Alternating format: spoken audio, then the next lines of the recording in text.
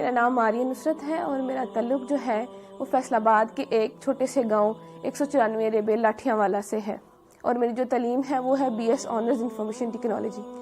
میں پیدائشی قادیانی تھی اور الحمدللہ 1 سال پہلے اللہ تعالیٰ نے مجھے ہدایت دی اور میں نے اسلام قبول کر لیا اور الحمدللہ میں مسلمان ہوں۔ ہمارے خاندان میں جو قادیانیت ہے وہ میرے دادا جو ہیں ان کی وجہ سے آئی۔ میرے دادا ابو لوگ 2 بھائی تھے، فتح محمد اور حسین محمد۔ وہ ہندوستان کے ضلع امرتسر کے رہنے والے تھے، وہاں سے وہ لوگ ہجرت کر کے پاکستان آئے، اور پاکستان آنے کے بعد انہوں نے فیصل آباد کا جو علاقہ ہے چھوٹا لاٹھیاں والا، یہاں پہ رہائش اختیار کر لی اور یہاں پہ انہوں نے قادیانیت قبول کی، اور اس کے بعد قادیانیت کی جو تبلیغ تھی اس کو کرنا شروع کر دیا۔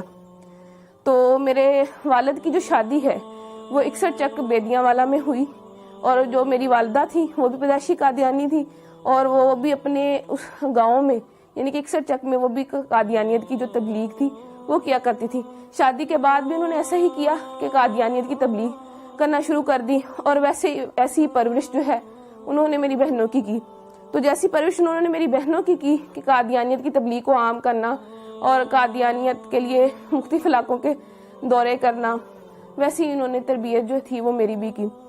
تو میرے والد صاحب جو ہیں ان کے پاس جو قادیانیوں کی جماعت کا جو ایک چندہ لینے کا عہدہ ہوتا ہے، چندہ تحریک جدید، اس کا جو چندہ تھا وہ لیتے ہوتے تھے، اس کے سیکٹری تھے، یعنی تحریک جدید کا چندہ اکٹھا کرنے کے سیکٹری تھے۔ اور میرے جو تایا ابو تھے وہ جو وقف جدید جو تھے چندہ اس کو اکٹھا کرتے تھے، یعنی کہ سیکٹری وقف جدید تھے۔ اور میرے تایا ابو کا بیٹا جو وہ ہے سیکٹری ضیافت، یعنی کہ اس کا کام یہ ہے کہ مختلف علاقہ جات سے جتنے بھی مربیان آتے، مہمان آتے، ان کی رہائش کا بندوبست کرنا، ان کے کھانے کا بندوبست کرنا، یہ سارا کام جو تھا یہ ہمارے گھرانے میں ہوا کرتا تھا۔ اور اس کے علاوہ جو میری بہن تھی وہ بھی سیکٹری مال تھی، ایک میری بہن سیکٹری ناصرات بھی رہی، ایک میری بہن سیکٹری تعلیم بھی رہی، اور ایک وقت میں میرے پاس بھی سیکٹری تعلیم تربیت کا عہدہ تھا۔ اس کے بعد پڑھائی کی وجہ سے وہ میں نے عہدہ چھوڑ دیا اور میں نے ان کے اسکول میں پڑھانا شروع کر دیا، اور میں نے ان کے اسکول میں تقریباً 2 سال جو ہے ملازمت کی۔ فیصل آباد میں ان کی بہترین ڈبیٹر تھی، فیصل آباد کی طرف سے سلیکٹیولی یعنی کہ پورے فیصل آباد کو ریپرزینٹ کرنے کے لیے میں ایک دفعہ چناب نگر گئی تقریری مقابلے میں۔ وہاں وہ جو مقابلہ تھا اس میں میری دوسری پوزیشن آئی، اور اس مقابلے کے بعد ان کے یہاں ایسا ہوتا ہے کہ مقابلے کے بعد جو ہے سوال و جواب کا پروگرام رکھا جاتا ہے۔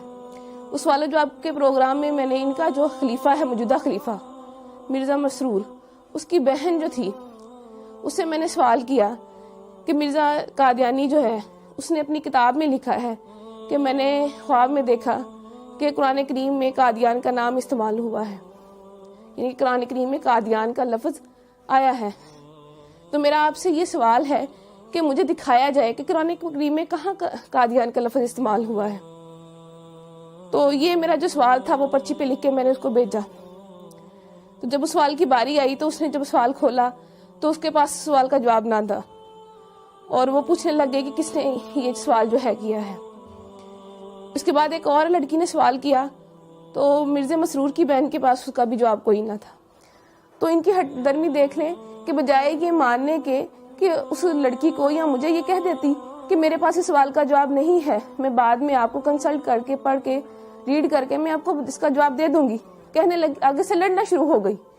ایک ان کی قادیانیوں کی اتنی بہت بڑی مبلغہ بن کے آگے سے لڑنا شروع ہو گئی کہ اگر تمہیں زیادہ پتا ہے تو تم میری کرسی پہ آ جاؤ، تم آ کے لوگوں کو سمجھانا شروع کر دو، ایسے ہے ویسے ہے۔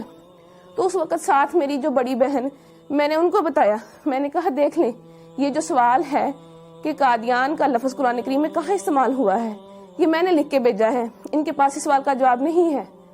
تو میری بہن حیران ہو گئی اور مجھ سے پوچھنے لگی کیا واقعی میں ایسا ہے؟ میں نے اس کو بتایا جی بالکل ایسا ہے۔ اس کے بعد میں نے اس کو اور بھی سوال پوچھے، اپنی بہن سے پوچھے۔ میں نے کہا جب میں یونیورسٹی میں پڑھتی ہوں تو لڑکیاں مجھ سے سوال کرتی ہیں، ان میں سے کچھ سوال میں نے ان کو بتایا۔ میں نے ان کو کہا مرزا غلام احمد قادیانی، اس نے اپنی کتاب میں لکھا ہے ہم مکہ میں مریں گے یا مدینہ میں، اور حالانکہ مرزا صاحب کی جو وفات ہے وہ تو لاہور میں ہوئی تھی اور ان کو دفنایا قادیان میں گیا۔ تو میری بہن کہنے لگی کیا واقعی لکھا ہوا ہے؟ میں نے کہا ہاں لکھا ہوا۔ میں نے کہا پھر جو ہے انہوں نے اپنا ایک کشف جو ہے اس میں لکھا ہوا ہے کہ میں نے خواب میں دیکھا کہ میں خود خدا ہوں اور میں نے یقین کر لیا میں وہی ہوں۔ تو کہنے لگی کہ واقعی مرزا صاحب نے اپنی کتاب میں ایسا لکھا ہے؟ تو میں نے اس کو بتایا، میں نے کہا ہاں فلاں فلاں کتاب میں فلاں فلاں جگہ پہ لکھا ہوا ہے. تو وہ بڑی پریشان ہوئی. پھر اس کے بعد جب میں واپس گاؤں آئی، میں نے اپنے گھر والوں سے آ کے بھی اس کا تذکرہ کیا. رات کو بیٹھے ہوئے تھے، میرے والد صاحب بھی بیٹھے تھے، میں نے اپنے والد صاحب سے بھی تذکرہ کیا. میں نے کہا ابو ایسے ایسے وہاں پہ جو بھی ہوا میں نے ان کو بتایا.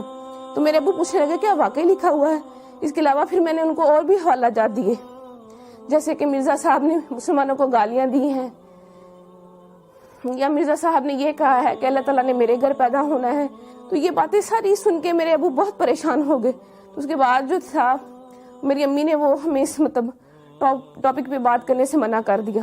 میرے اسلام قبول کرنے کی وجہ کچھ یوں بنی کہ میں نے تعلیم مکمل کرنے کے بعد ایک اسکول میں جو ہے بطور ٹیچر انٹرویو دیا اور وہاں میری سلیکشن ہو گئی. ایک دن ہم بریک کے وقت بیٹھے ہوئے تھے تو اچانک مذہبی گفتگو جو تھی وہ شروع ہو گئی. تو ہمارے اسکول کے جو پرنسپل صاحب تھے انہوں نے قادیانیت کے موضوع پہ بات کرنا شروع کر دی. تو چونکہ میں قادیانی تھی تو میں نے بھی اس میں حصہ لینا شروع کر دیا. میں نے بھی ان کو بتایا کہ قادیانیت کے میں فضائل و مراقب جو تھے وہ انہیں بتانا شروع کر دیے، کیا قادیانیت ایسے ہے ویسے ہے، یعنی کہ قادیانیت کی ایک بڑی اچھی تصویر میں نے ان کو بتانا شروع کر دی.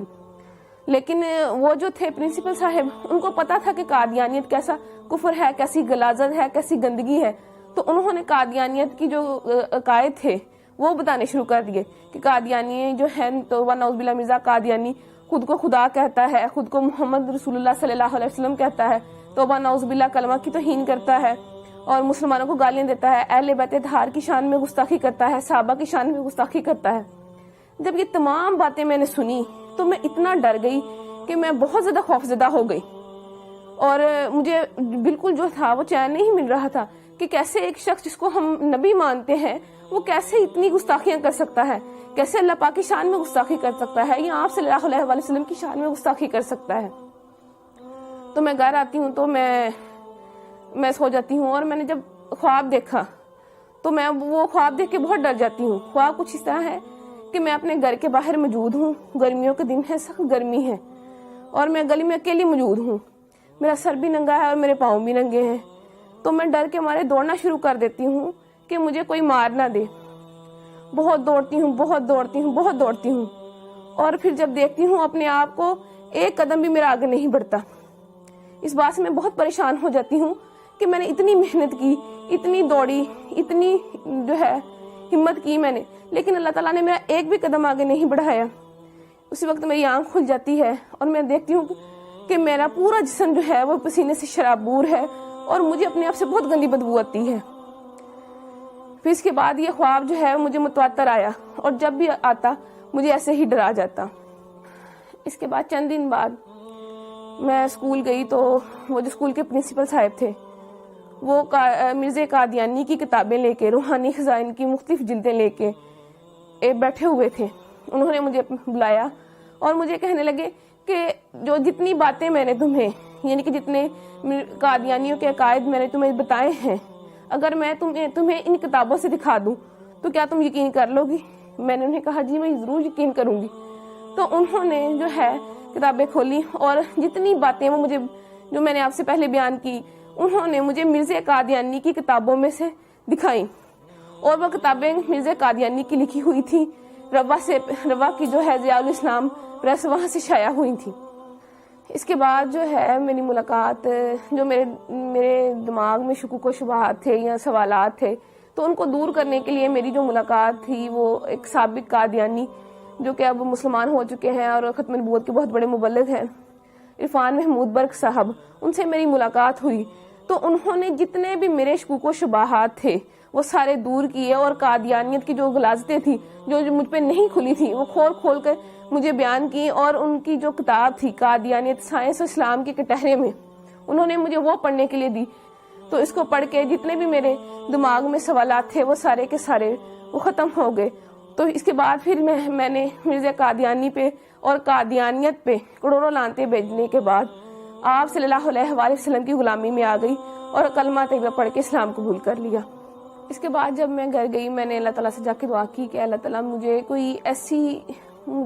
کوئی رستہ بتا کہ مجھے کوئی ایسا نشان دکھا کہ مجھے پتہ چل سکے کہ میں نے آج جو کیا میں سچ پہ ہوں، میں حق پہ ہوں. تو میں جو ہے میں سو گئی.